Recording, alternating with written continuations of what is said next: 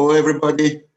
I'm glad to welcome you again in our cryptocurrency, crypto trading webinars. My name is Dr. Leon Rebelsky, and I will be, as I said, your guide in the very uneasy sea, of cryptocurrency trading. Let me tell you what we're going to talk about today. We're going to talk about mostly the news and prognosis of what is going to happen in the world of cryptocurrency. Let me switch back to my first page. Excuse me. Okay. So we're going to talk about events that took place and are taking place right now, the events that are influencing the cryptocurrency market. But not the major events. We are going to talk about things that will give us, first of all, confidence in the market. And that is very important before you start doing something in the financial markets. You have to be confident that this market is real and prosperous. And then we're going to talk about the things, the government regulations, and this is very important things that are in some way are slowing down the expansion of crypto market. They are very important. Anyway, my major argument, my major thought recently, and not only recently, is don't miss the train. I mean, I told you already about, if you were in my previous sessions, I told you that I hear this question for many years now, like 3 years back. Is it too late to get into Bitcoin when it was $1,000? Same question when it was 5, 10, 15, 25, 30, and as it is now. So my personal opinion, it's never too late. Well, it's not never too late. I mean, there will be some point at which Bitcoin will reach its saturation and will become a stable currency. But right now, my personal opinion is there is still way to go up. And that we will talk about it today. I will give you my feeling about it, and we'll see. I mean, it's for you to decide. Now, this is the way, this is a graph, the chart of Bitcoin. And we're mostly going to talk about two currencies, Bitcoin and Ethereum, because if we're talking about trading, we remember two different modes of being in the market, trading and investment. Investment is when you, let's say this is Bitcoin, you get somewhere around here, you think, okay, it's going to rise, you get in, and you forget about it. I mean, you go fishing, you go doing whatever else, you go traveling, doing the trip around the world, and you don't actually look into the market. Okay. Well, this is daily chart, and you can see that it's been basically it's still on the rise. Right now, what I think and what most people in the business consider this is like price correction. How long it is going to take to correct the price, nobody knows. But most likely, it's going to go after this correction, and it's already seems like it's slowing down. We're going to go up. So if you're investing, don't make sudden moves. I mean, this is something that will pass, and if it doesn't, we will tell you what to do in order to avoid problems. But on the other hand, this is 4-hour chart. On the 4-hour chart, you can see, even though that it is in the flat region, not happening much, still plenty of opportunities to make money either on the rise of the currency or on the decline. I mean, I know a lot of people who made a lot of money in this particular region, and basically this is what I will show you how to do, and you will be able to do that with the signals and with the know-how from Qubit technology. This is Ethereum. Basically, this is the chart of Ethereum. This is daily chart again. You see that it pretty much the same, looks pretty much the same as Bitcoin. It goes up, it's on a rising trend with periods of correction. And the same way as in Bitcoin, there is a possibility to make money in the flat region. What I do, for example, I trade Bitcoin like in periods like this. When I see the trend going down, I sell. When I see that the trend is changing, I buy. And basically, this is how you actually how you make money trading in the swinging market. On a sort of negative side, there are many different ways of analyzing what is going to happen, how it's happening. I personally consider this currency on an uprising trend. There are people who are using technical analysis to tell us that there might be something on the way down as well. Being fair, I cannot close my eyes to that. So I'm showing you one of the analysis of a very respectable body, and this triangle shows that Bitcoin is sliding, and if it hits or when it hits this point, this company, this analyst expect slide of it not very low, maybe to 28 to 29, max to 25. So in order to be successful, you need to take accountability of every opinion in the market. And this is what I'll help you with, how to find these opinions and how to analyze them. What actually is happening right now, what is moving this market, the price of Bitcoin and as well Ethereum and other cryptocurrencies, slightly down. First of all, miners are working days and night.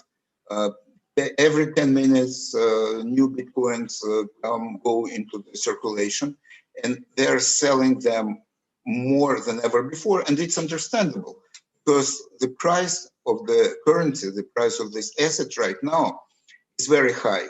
And we will talk a little bit later about the cost of Bitcoin, the cost of electricity and other things. But right now is a very profitable time to sell this currency for the miners.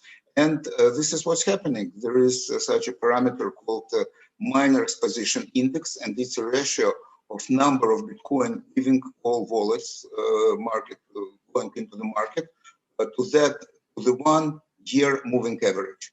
And right now it's at the 8-year high, which means that it's very profitable for the miners to sell the asset.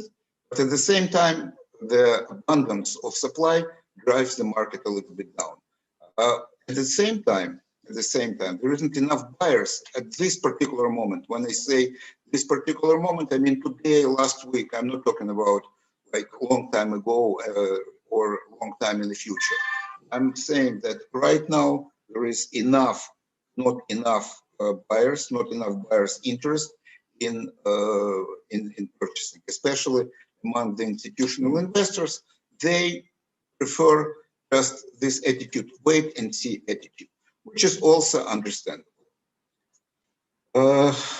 And these institutional investors are watching, the attention of them is really glued to what is happening in North America, in the United States, with new administration, with new Federal Reserve chairwoman. This is the first woman that actually is head of such of U.S. Treasury, and institutional investors wait and see what is going to happen, and that somewhat sort of slowed down investment. But at the same time, I'll come back to that in a second. Remember this, what I was saying right now. There are people who see all that, and at the same time, they are very, very optimistic in spite of the situation that is going on right now, in spite of this price correction. For example, it's a very, very, I don't know him personally, I'm not even sure that I can pronounce his name correct, Bendik Norheim Chai. He is head of research at one of the major crypto and financial companies, Arcane Research. Even though he says his main thought is that even though Bitcoin is unable to reclaim previous high, people losing faith, main conclusion is that they're going, most likely, they're going to regret this later this year. That means that people expect Bitcoin to rise, even though we have this price correction right now. Support level is at about 30. That's another very respectable opinion from a respectable company, Swissquote. Sellers who are not very speculative should not make any abrupt moves. Okay, this is very, very important. Having said this, I want to, with a little joke, don't panic. I mean, people who know this wonderful book, it's one of my favorite books, it's called Hitchhiker's Guide to Galaxy. One of the major messages that comes from this book: don't be fast, don't hurry to press the don't panic button. I mean, things are going to improve. And continuing the joke, I mean, for those who read this book or for those who know what 42 means, this is like ultimate answer to ultimate question of life, universe, and everything. We don't know the question, and this is a very funny part of the book. But what's the reason I brought this up right now is that Bitcoin, the highest level that Bitcoin went to was 42,000. So I don't know, coincidence. Well, of course it is coincidence, but the coincidence that I like very much. At the same time, Ethereum is like this proverbial to the moon right now. And Mike Novogratz, the chairman of MicroStrategy, one of the huge companies, multi-billion companies in the market, concentrates his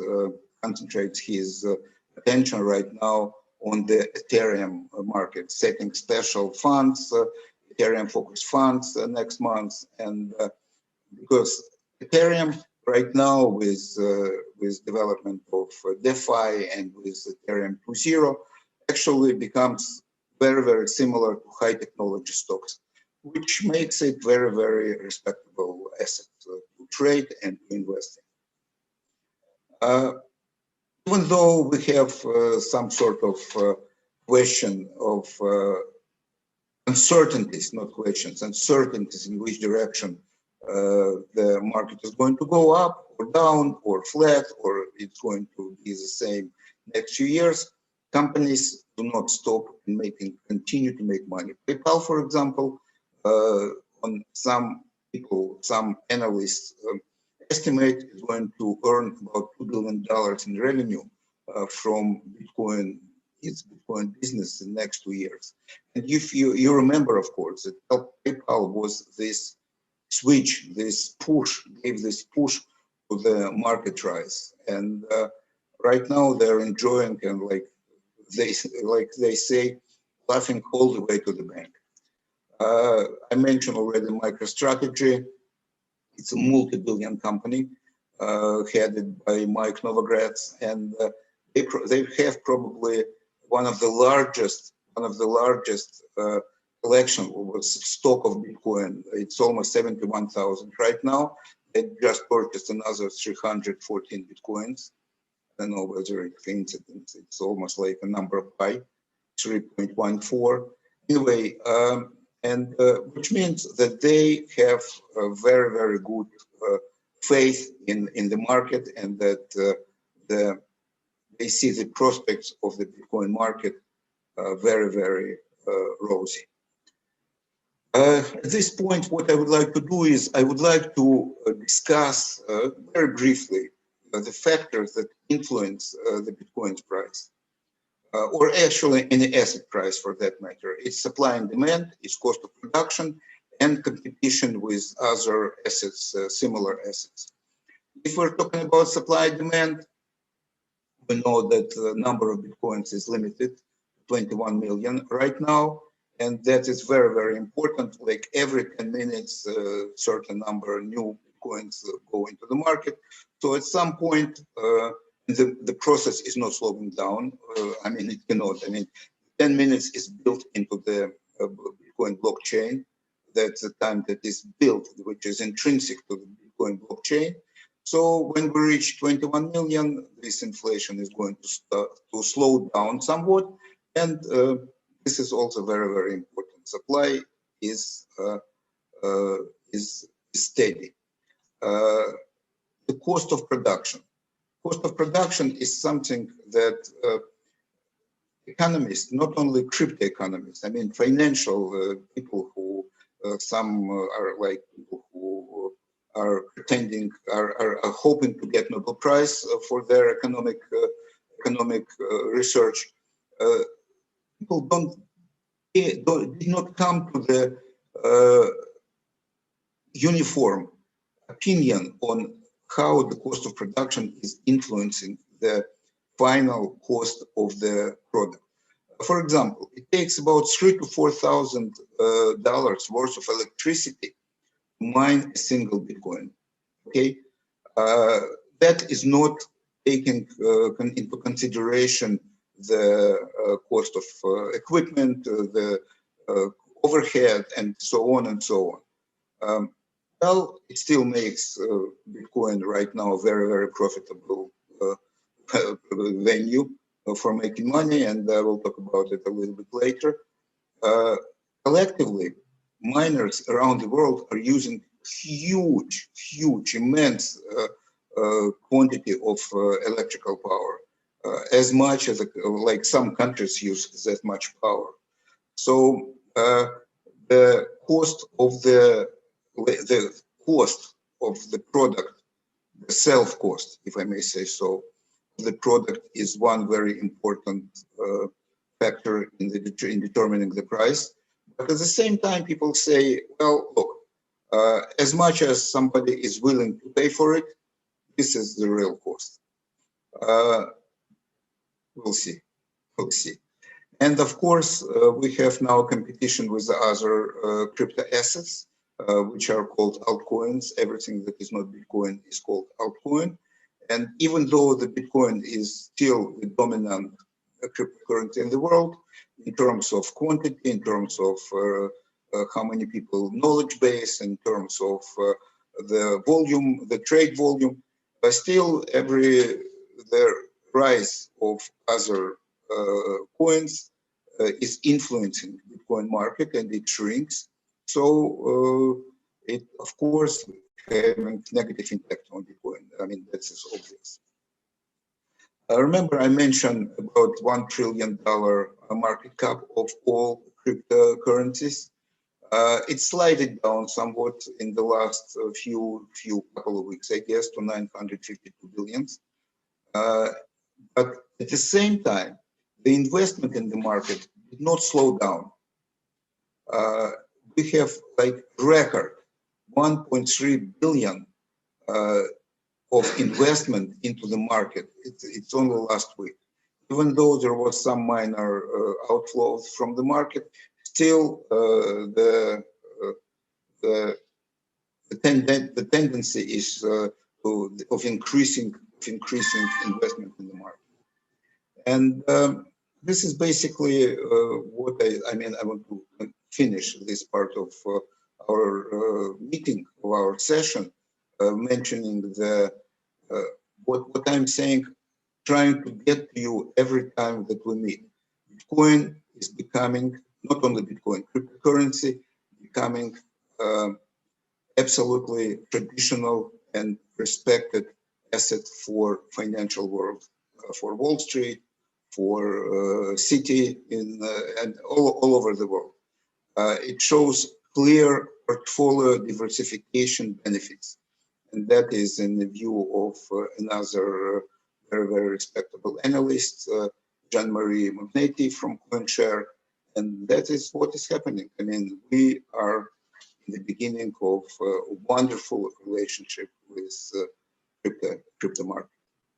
I mentioned, remember I mentioned like Whale, like real huge company in crypto business, MicroStrategy.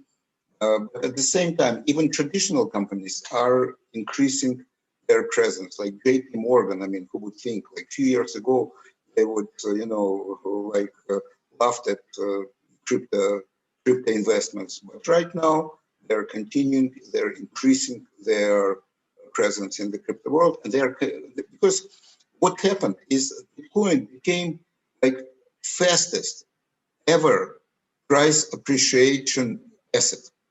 I mean, for those of you who are old enough, or for those who did some study, remember that in the 70s, gold was skyrocketing. In the 80s, it was Japanese stock market, the Chinese stock market in the beginning of this century. US tech lab, you remember all this hype around .com companies in the 90s, and FANG stocks in this decade. I mean, for those of you who are not familiar, FANG is Facebook, Amazon, Netflix, and Google. I mean, these were the bunch, the set of stocks that were also skyrocketing. Okay, you know what? Bitcoin beat them all. Bitcoin is the fastest accelerated appreciation, increased cost company asset ever. So, well, let's take JP Morgan word for it. Well, I'm not going to talk about this. This is very specific. I mean, just want to mention, just read what's on the screen. This is very technical and very elaborate. There are reasons to add Bitcoin to investment portfolio. This is also came from JP Morgan. And just it's, I mean, we'll get back to this sometime. Okay, now very important part of Bitcoin market, what you always need to consider always when we talk about cryptocurrency market, and that is the issue of regulation and the issue of the government attitude. It divides into two parts. Regulation, it could come from people in the industry itself. People in the industry itself, some say that it should be regulated, and that is very beneficial. Some say, well, the regulation will diminish the main attractiveness of the cryptocurrency market. The person who is considering like belongs to the first group, very respectable person, Lloyd Blankfein. He is a former Goldman Sachs CEO, Chief Executive Officer. He says his opinion, and he is very big proponent of this. His opinion is that crypto world must be regulated. Partly, I agree with that, even though I understand that that may have sort of a slowing down effect on the development of the market. On the other side, we are thinking about what governments, different governments around the world, what they feel about Bitcoin. I mean, you know, they still did not figure out what cryptocurrency is. Whether it's currency, whether it's a commodity, whether it's security, like stock or option, or what it is. They don't know what Bitcoin is. When they figure this out, this will, of course, apply to other altcoins. But right now, this is something that they have to decide. And all investment, all financial world is waiting for this decision for, it will take a while. It will take a while. And of course, with the new US administration, I hope this will become clear very soon. Speaking of the North America situation, I already mentioned Janet Yellen, new chairwoman of the Federal Reserve. You know people who are in the market for a while, even who were in the market for a while, even before cryptocurrency, like in stock market or in forex currencies market, know this name very well. I mean, every word of this lady would move the market up or down, move the dollar or indices up and down. Now she is in charge of the Federal Reserve, and she also, like everybody else, she doesn't have defined and unique, I mean, single-sided opinion. While saying that it's important that cryptocurrency market is going to be beneficial for the financial world altogether, she says that she feels that the cryptocurrency procedures could benefit people who are not who are not acting in the best interest of the country, like terrorism, it facilitates money laundering, other activities which are not which you can be punished with criminal code. They are facilitated by the development of the cryptocurrencies. And this balance, I mean, there will need to be a balance between these two opinions. And I hope that, as I said, with new administration in the US, we may get this opinion, we may get this very, very soon. And speaking of illegal activities, there is a branch of US Treasury Department. It's called Financial Crime Enforcement Network, FinCEN. This is how people know this. They want all their citizens, US citizens, to disclose crypto holdings of more than $10,000, which were purchased through non-US regulated companies. Well, offshore or European or Asian, it doesn't matter. Everything that is purchased outside of the US must be reported. Everything that, well, government are trying to take control, but I'm not sure that will be very, very, so that it's possible to do. And on the same token, Russia, I mean, if US government, this FinCEN prohibits and want to control all holdings of more than $10,000, Russia, for example, Russian government outline, I mean, fully prohibits government officials from owning crypto altogether. I mean, all government officials must get rid of their crypto holdings by April. What will happen if they don't? I don't know whether it will be confiscated or people are going to be punished administratively. I have no idea. The point is that this is one of the strictest decisions in the government intrusion into the crypto market. But at the same time, we spoke about it several sessions ago. Most companies, most governments are considering the possibility of introducing digital currency of their company. Sweden, Norway, France, Switzerland, and one of the biggest proponents of this is India. It's also, as you know, one of the biggest, largest economies in the world, among such as US, China, Russia. It's there. And they're exploring the possibility of introducing digital rupee. It's not that I mean, not only in India, but everywhere. Every government understands that it takes a little bit of control out of their hands. But at the same time, they have no way, I mean, they have no chance to deal otherwise. You know, like they say, if you can beat them, join them. And the governments understand that they cannot stop the development, the exposure of cryptocurrencies. And that's why they are trying to jump on this bandwagon with digital, in this particular case, digital rupee. And one of the biggest proponents is this company, this gentleman, I know him personally. We spoke many times.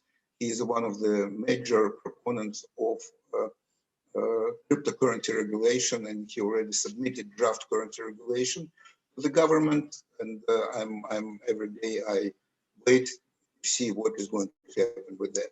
And remember, India is doing it together with one almost, I would say, Western company, Estonia. Remember, we spoke about that Estonia became a hub for cryptocurrency companies. They had special regulation, and still have actually special regulations that allows offshore registration of cryptocurrency companies from other parts of the world, and they are fully legal. Even though Estonia is trying to put a squeeze on that, it's still one of the best world places for registration of cryptocurrency companies. Well, so far we were talking about like big companies, multi-billion companies. We were talking about governments. We're talking about people who invest millions, not millions, billions of dollars in the market. But let's talk about like simple people, like ordinary people, like me, like you, like everybody who is in the market to make not billions, but maybe, but still make some money. We talked about possibility of using Bitcoin, usability of cryptocurrency. And that is, of course, one of the major questions. For example, I give you an example. I asked one of the companies, a friend of mine, asked his landlord, he says, I want to pay you in Bitcoin. And the landlord said, look, okay, you give me Bitcoin, what do I do with it? How do I make it? Because I cannot go to supermarket and use it. Right now, the company Bitcoin of America, and actually it's all over the world, is doing life simpler. I personally use these ATM machines. Even in a small city in Israel where I live, there are several of these ATM machines. I can just go there and exchange Bitcoin on my cryptocurrency wallet or Ethereum or whatever else into fiat money, or I can buy Bitcoin. So in the US, this company Bitcoin of America has more than 600 ATM. Of course, it's very little for a huge country like that, but it's in the right move in the right direction. We'll see what I check whether there is such a machine in where you live, in the town where you live. And just like on a amusing part of this excuse me, of this situation, major universities around the world are moving into the direction of using cryptocurrencies like Bitcoin and Ethereum. Ivy League and other universities are using, first of all, they're taking their endowments, taking these currencies on board, and they are increasing their net in their presence in the market. And of course, universities is something that gives us the idea of which way the world, not on the markets, which way the philosophy, which way, because they are making forming the mentality of newcomers into this world. They are forming the mentality of people who are going to define this world next 10 years, 20, 30, 40 years. And of course, these people are going to live with crypto assets as others live with any other fiat currencies. Not too much time left, so I will talk about this a bit later. These are in our next session. These are the blockchain developments that are important for the blockchain developments of 2020 of last year, and how they're going to influence the technology next year. One thing that stands out is, of course, DeFi based on Ethereum. And this is something very, very important. And I'm going to devote a special session to that. Just to mention, I hear often, you know, when I first saw this, the title of that, Bitcoin is dirty money, I didn't understand what's going on. I mean, in what sense? Like, dirty, what is it, illegal or what? No. Dirty money means that that it makes pollutions because of electricity, of electrical and power uses that it uses. It makes every Bitcoin worth a few watts of electricity. We'll talk about it some other time, not too much time. So, as I said, don't miss the train. This is what I started with. And this is, next slide is very, very important. If you want to invest into the cryptocurrency market, but for some reason you don't have as much money as Mike Novogratz or JP Morgan, don't worry. And if you want to trade, we will help you, we'll teach you, we'll give you signals, and with which you'll be able to make enough money to justify this movement. But there are different ways except for trading. You can invest into crypto mining groups. For example, these are two groups that raised more than 1,000% last year. You can do some work for cryptocurrency, not only Bitcoin, but for cryptocurrency, or you can buy fractional shares. That is, there are special companies that do this. And again, we'll talk about it sometime later, and I hope that will be useful for you. The most important part, as I already said, don't miss the train of investment and of trading. We here at the company at Qubit Technology will help you with that. We'll provide signals. We'll teach you how to do this if you want to do it yourself. And I'm sure you'll be able to do that. And with finishing with a little joke, I mean, how people around the world consider what they think about Bitcoin owners like you and me. Some people think that this is gamble. Some people think that this is like from the movies. But in fact, we're right here sitting in front of our computers, in our garage or in our small office or big office, and making money. I hope and I wish to make money enough to make the life of your family and yourself better. Thank you very much. Again, this is Leon Rebelsky, and I'll see you next week. Goodbye.